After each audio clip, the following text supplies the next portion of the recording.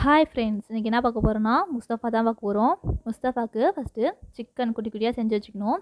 அப்புறம் அதே பேன்லேயே எண்ணெய் ஊற்றி ஆனியன், கேரட், புதினா மல்லி, பச்சை மிளகா எல்லாமே போட்டு தேவையான அளவு உப்பு போட்டு நல்லா வதக்கிக்கணும். நம்மளுக்கு அது எந்த அளவுக்கு கலர் மாறுதோ அந்த அளவுக்கு வதக்கிக்கணும். அப்புறம் இன்னொரு பேனில் எண்ணெய் ஊற்றி நமக்கு எத்தனை முட்டை தேவையோ அத்தனை முட்டை போட்டு நல்லா கொத்திக்கணும். எந்த அளவு குட்டியாக செய்ய முடியுமோ அந்தளவுக்கு குட்டியாக கொத்திக்கணும். கொத்திட்டு நம்மளுக்கு அதில் வேணால் சிக்கன் வேணால் போட்டுக்கலாம். போட்டு கொத்தி திரும்ப அதில் போட்டுடணும். நமக்கு மசாலா இப்போ ஆட் பண்ண போகிறோம்.